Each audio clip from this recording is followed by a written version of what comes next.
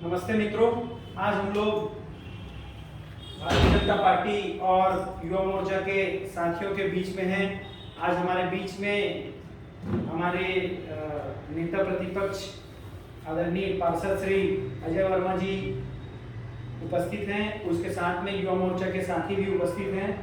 मैं और पूरी मेरी टीम, गौरव जी, राजा जी, राहुल जी, सुंदरम जी और अन्य युवा मोर्चा के साथी सब उपस्थित हैं और शहर के अनेक विषयों को लेकर हम हमारे बीच में प्रमुख रूप से जो उपस्थित अजय वर्मा जी अपने बातों को रखेंगे और युवा मोर्चा के साथी भी उसमें अपनी सहभागिता प्रदान करेंगे।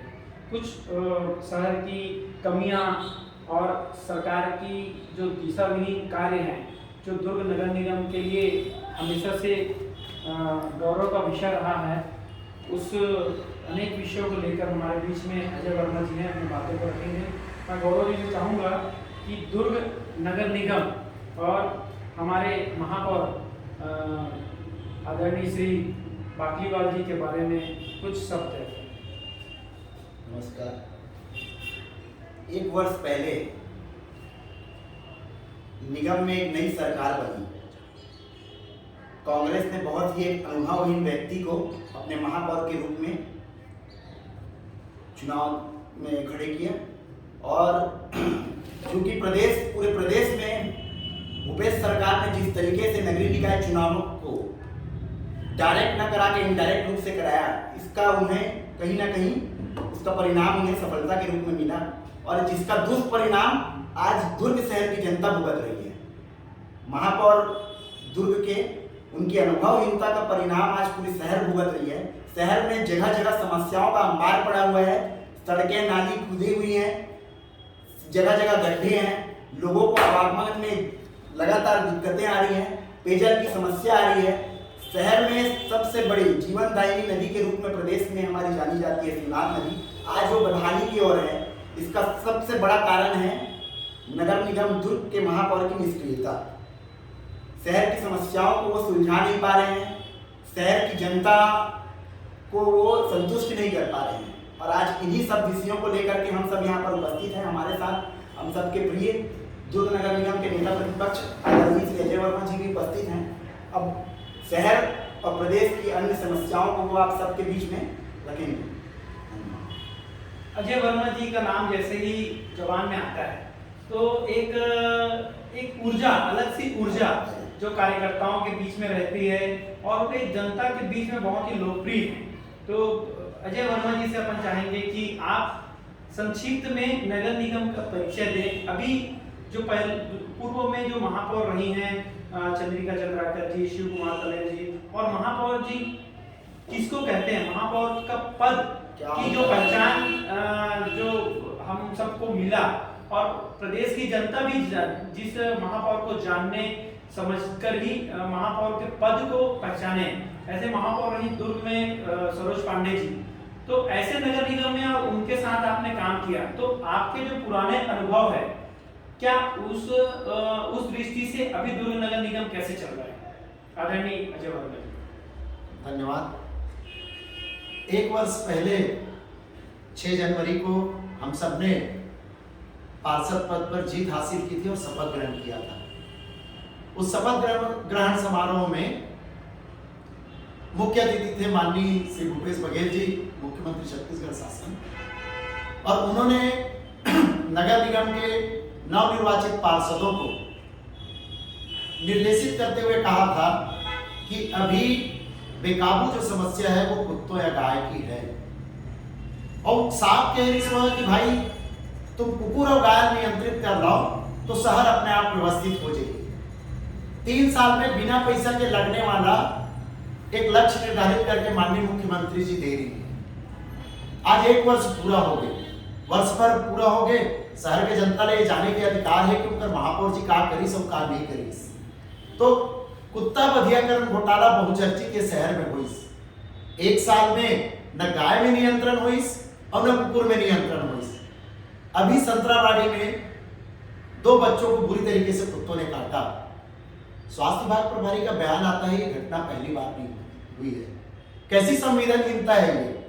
किसी बच्चे को कुत्ते ने काट लिया हो, हम उसके नियंत्रण के बजाय ये बातें करते हैं कि ये पहली बार नहीं हुआ। ये संवेदनहीनता केवल कांग्रेस की सरकार में देखी जा सकती है। और न गायों पे नियंत्रण हुआ और ना ही कुत्तों पे नियंत्रण हुआ। लगभग 1 वर्ष का कार्यकाल हम सभी का बीता जा रहा है और शहर के नागरिकों को हम सबको जवाब देना है।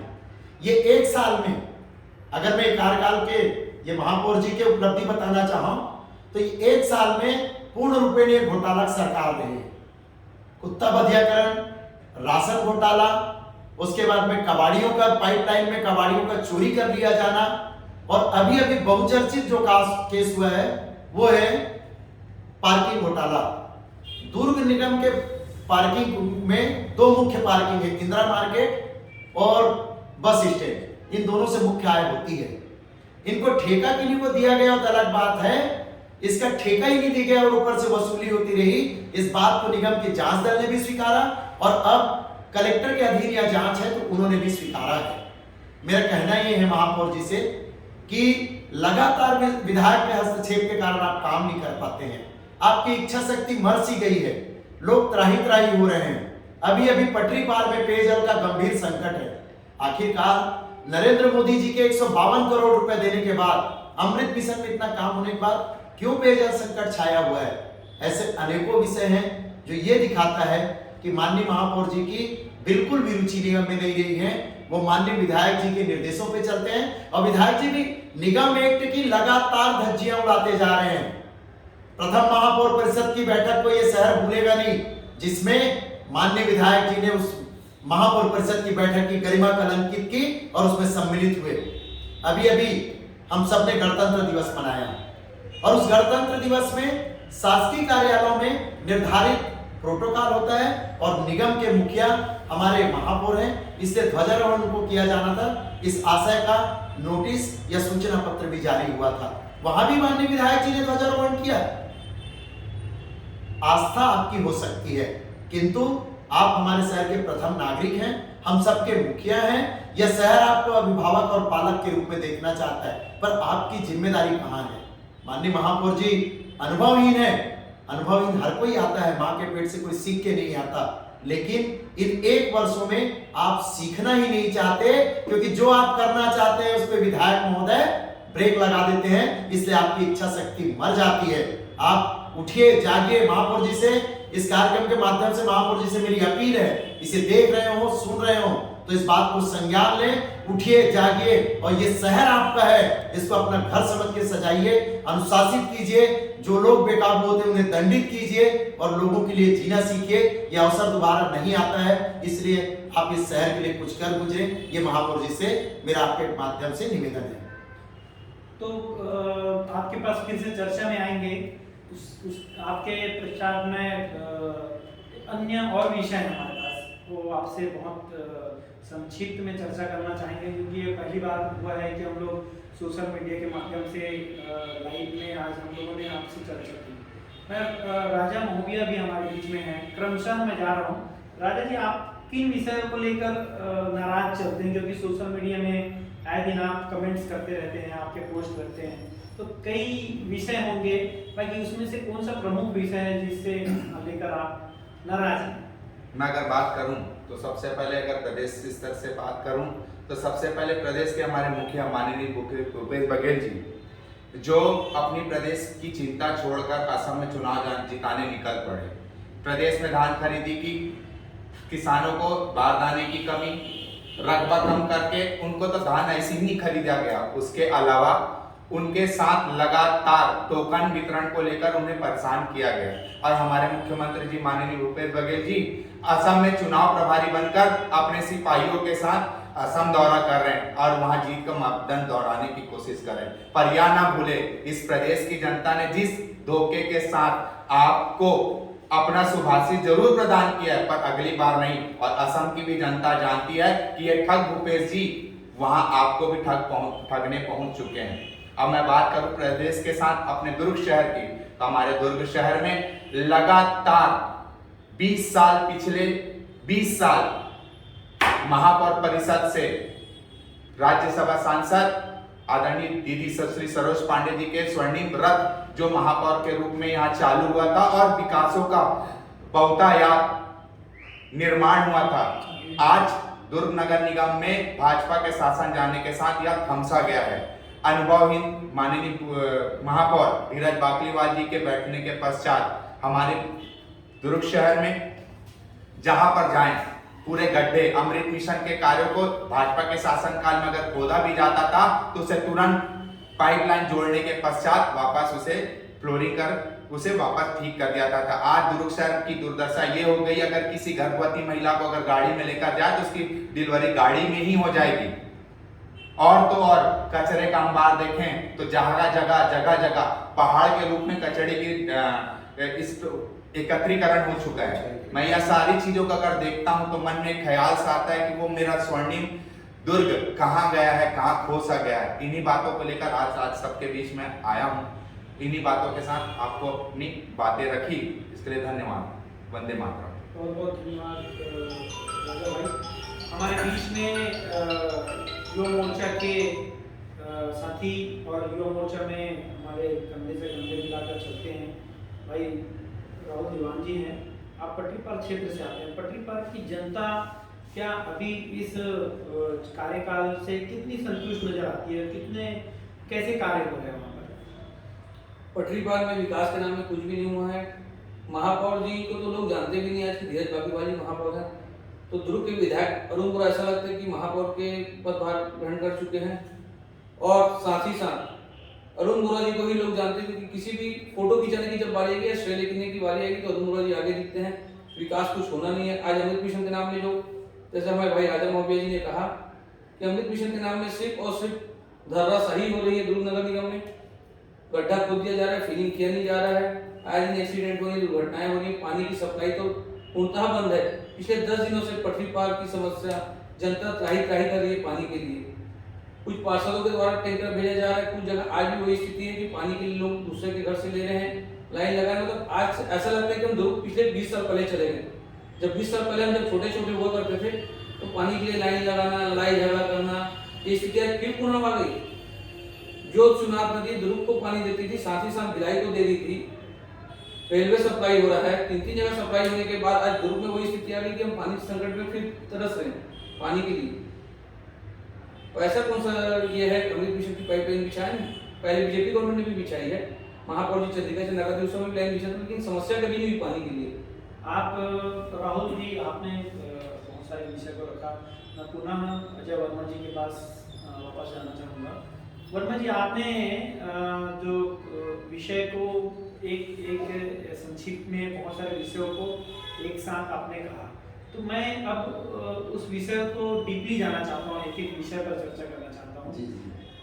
आप जो आरोप लगाते हैं अनुभवहीन महापौर का, तो आप उनके बॉडी में आप लोग हैं, उनके साथ आप काम कर रहे हैं वहाँ पे, तो क्या आप लोगों के सलाह पर या आपके अनुभव को वो किस तरीके से लेते हैं? आपके अनुभव को किस तरीके से लेते हैं? 2 महीना पहले दुर्ग शहर के गुलमोहर प्रजाति के पेड़ों में गुलमोहर प्रजाति के पेड़ों में एक कीड़ा आया। इतना अधिक आया वो कीड़ा कि जो गेट में आ जाए तो हजारों की संख्या में गिर जाते थे। लार के सहारे वो लटकता था और लटकने के बाद में लोगों के मोटरसाइकिल में जाके एक्सीडेंट्स हो जाते थे।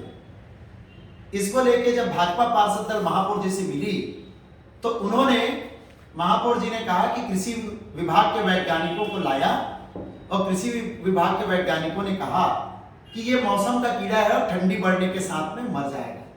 महापौर जी को जब हमने संपर्क की तो उन्होंने कहा भाई 15 दिवस के बाद में ठंडी आएगी तो ये कीड़ा मर जाएगा। अरे तो मैं कहूँ महापौर जी, 15 दिन में हमारे शहर के नागरिक मन के का हुई और फिर कीटनाशक दवाई लेके भाजपा पार्षद दल निकलीस और कीड़ा मार के महापौर जी दिखाईस। मोर कहना ये है, छत्तीसगढ़ी में एक कहावत है, अहिरा छोड़ दी गोसैया नहीं छोड़ा है। ये अधिकारी छोड़ दे, ये कीड़ा नहीं मर रहा होगा, पर हमसे तो मिलेगा। ये इच्छा शक्ति तो ना सार्वजनिक जीवन में अगर हम आए हैं तो हमको लोगों के संवेदनशील होना चाहिए, लोगों के दुख दर्द को दूर करने के लिए काम करना चाहिए। परिषद में हम सब भी हैं, पर इससे अनेकों उदाहरण आते हैं पिछले साल दुर्ग शहर के तालाबों में पानी नहीं भर पाया। जब हमने महापौर जी से संपर्क किया तो आषाढ़ लगने के बाद माननीय विधायक जी ने सिंचाई विभाग के अधिकारियों की बैठक ली। कब प्रैक्टिकल है माननीय अरुण वोरा जी?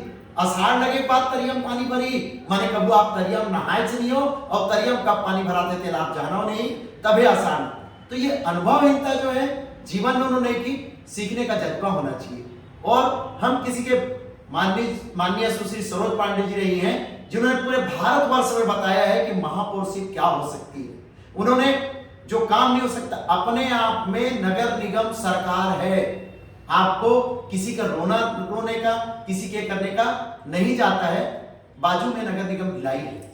लगातार आप सब जब समाचार पढ़ते हैं, वार्ड नंबर 32 1,65,00,000 भूमि पूजन, वार्ड नंबर 17 2,34,00,000 भूमि पूजन। अरे दुर्ग के एको वार्ड में 10-20 लाख के भूमि पूजन हो जाती।